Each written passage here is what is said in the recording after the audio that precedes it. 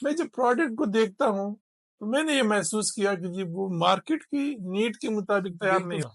कौन-सी चीज़ें हैं जो आप समझते हैं कि होनी चाहिए, स्टूडेंट को पढ़ानी चाहिए लेकिन वो नहीं पढ़ाई जाती? कोई स्पेसिफिकली आपकी देखिए, ज़हन आपको नहीं लगता कि हमारे यहाँ रिसर्च जो है या जो पीएचडी हम प्रोड्यूस करते हैं, फिर प्रोड्यूस करते हैं, आई डोंट नो मुझे तो ये लगा कि we are just doing research for the purpose of research.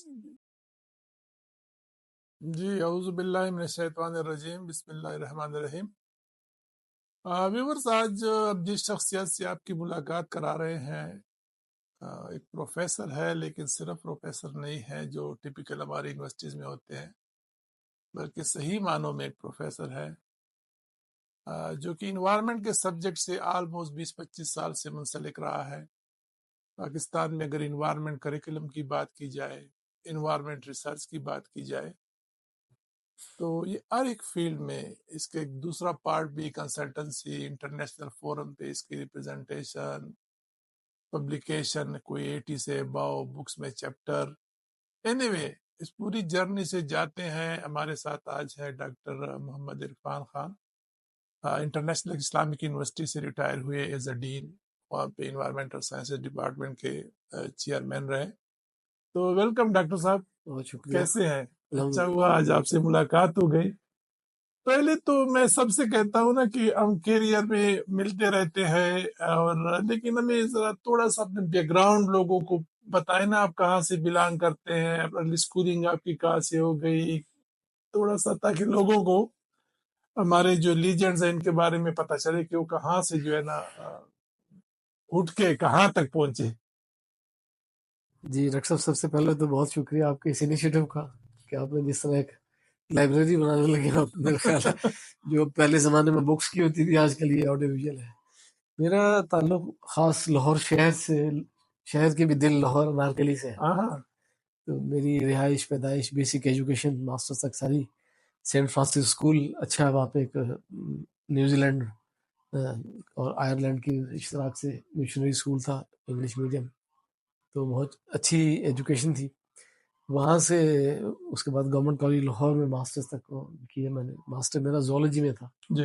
उस ज़माने में। तो ये एनवायरनमेंट साइंस वगैरह को 83-85 सेशन था मेरा मास्टर का। तो एनवायरनमेंट साइंस या एनवायरनमेंट के हवाले से कोई ऐसी चीज़ नहीं थी। नहीं थी, बिल्कुल नहीं थी। तो लेकिन मुझे एक इंटरेस्ट था उस ज़माने में। एक यूनेस्को क्लब होता था जी। जो एक, क्योंकि यूनेप भी 87 में बनाया जाके, जो अक़वाम मुत्तहिदा का दायरा, उससे पहले यूनेस्को के अंदर मैन एंड बायोस्फीयर प्रोग्राम चला था 1972 में स्टॉकहोम समिट के बाद। जी।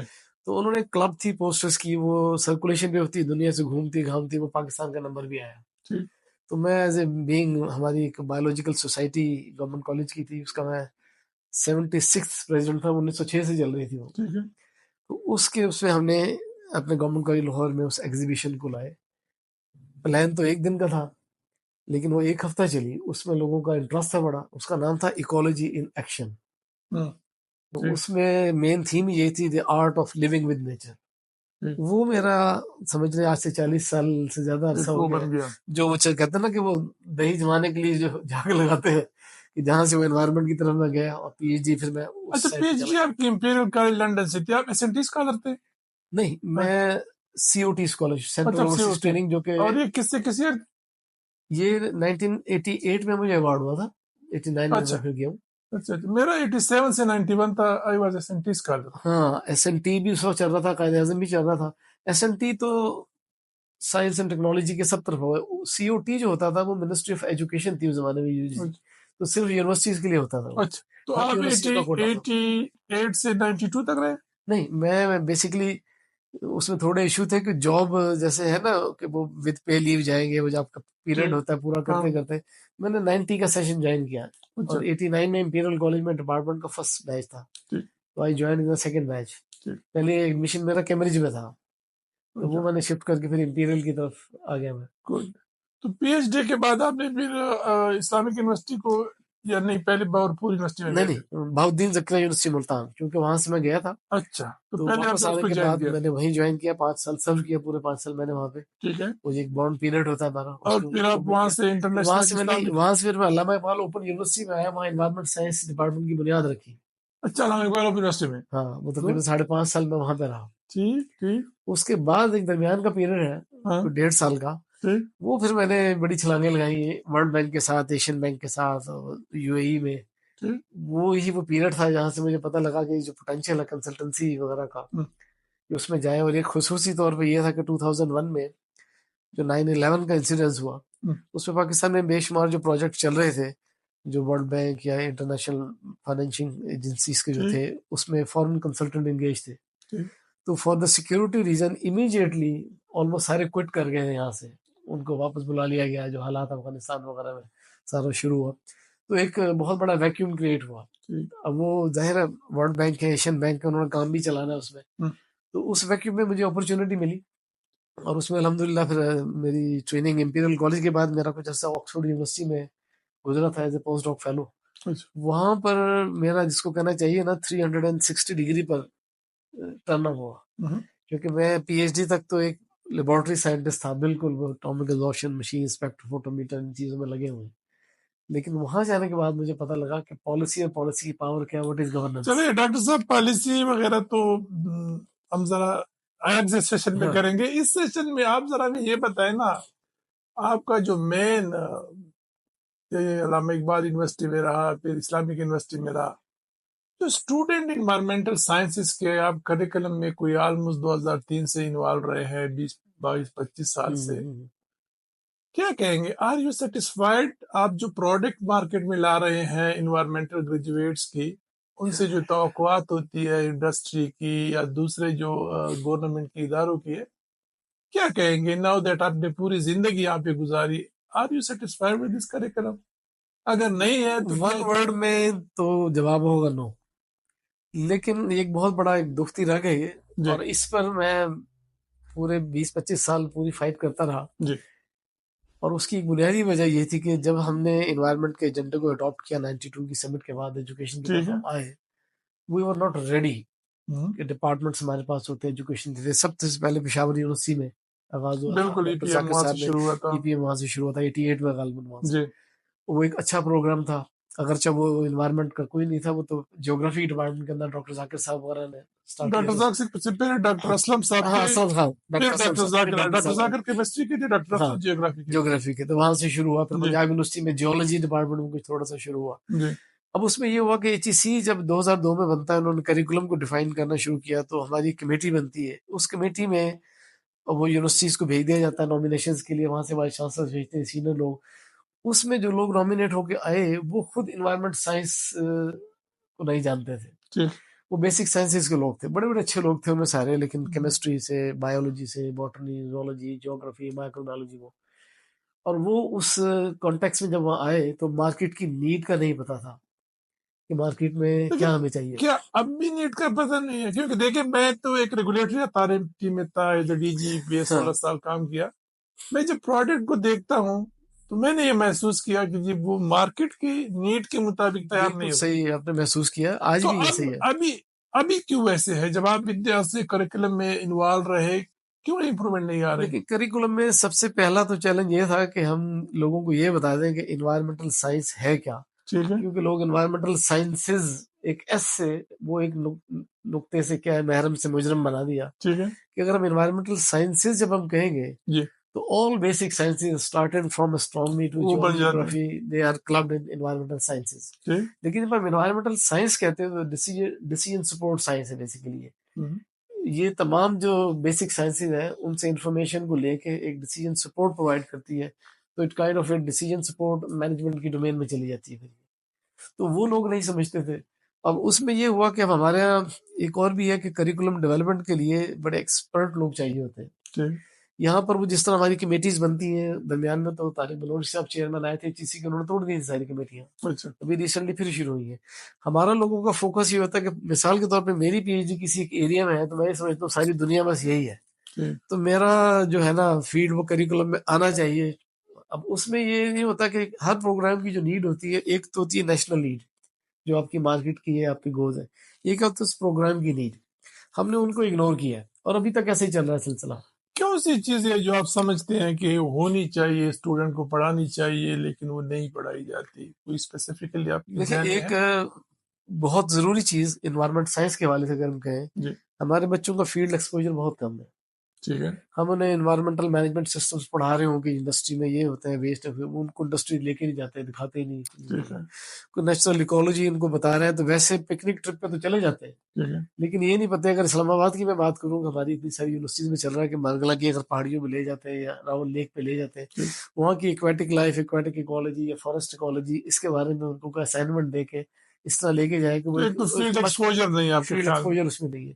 दूसरी चीज, हमारे यहाँ फैकल्टी में भी एक फुकदान है, जो भी आपने बात शुरू में इंट्रो में कही थी।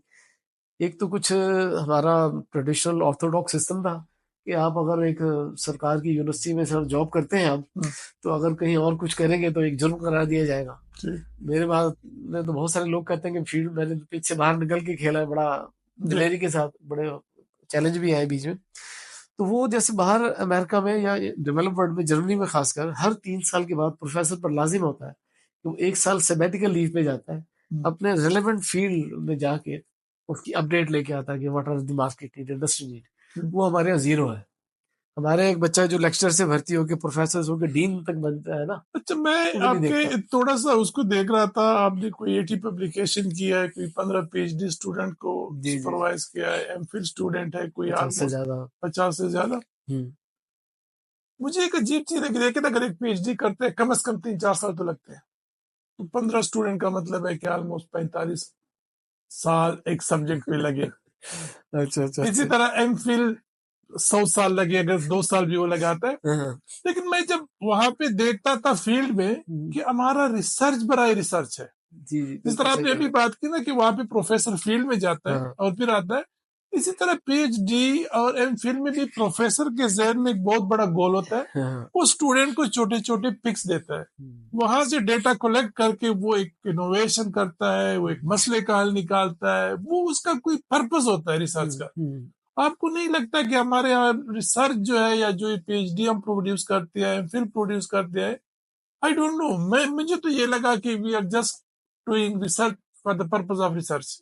डॉक्टर साहब, आपने बिल्कुल सही बात की है। इवन हमने एचईसी लेवल पर, मेरा ख्याल है बिलियन तो मैं नहीं कहूंगा, ट्रिलियन में फाइनेंस किया है रिसर्च को पिछले 20 सालों में। लेकिन जो उसका आउटपुट एक नेशनल इम्पैक्ट होना चाहिए ना, वो नहीं है लेवल में, वो नहीं है। लोगों के पर्सनल सीवी ग्रो की है, मेरा इम्पैक्ट फैक्टर इतना है, मेरे रिसर्च पेपर इतने हो गए। तो मेरे तो रिसर्च पेपर डॉक्टर साहब बहुत कम में ही है। आजकल मेरे जो नौजवान साथी हैं बहुत सारे, जो 500 और हजार को टच कर रहे हैं ना पब्लिकेशंस पे, और 40 पीएचडी करवाए हैं। तो ये तो मैं आपके साथ एक दिलचस्प एक्सपीरियंस शेयर करूंगा। मैंने केपी में एक प्रोजेक्ट लाए, एडिशनल चीफ सेक्रेटरी से मैंने बड़ी रिक्वेस्ट की कि जी हम बच्चों को जो है ना, जो केपी में मेरी नजर में मसाइल थे 8, 10, 15, 20 के, ये इन्वायरमेंटल इश्यूज है, हमने कहा यहाँ से हम उनको फंडिंग करेंगे बच्चियों को, और प्रोजेक्ट जो है ना यूनिवर्सिटी का प्रोफेसर सुपरवाइज करेगा, और यहाँ से हमारे साथ एक डायरेक्टर, डिप्टी डायरेक्टर, को सुपरवाइजर होगा, और अब उस इशू को जो है ना आगे ले जाएंगे। उस बच्चे ने जितना काम किया आगे फैक्टर था कि हम वो, तो वो बड़ा फंड मिल गए। हमने यूनिवर्सिटी ऑफ पेशावर से बात की, अब्दुल अली खान यूनिवर्सिटी बात की। यकीन जाने कोई भी स्टूडेंट, एक बच्ची आई, कोई भी स्टूडेंट उस एक्चुअल वर्क की तरफ आने को तैयार नहीं था।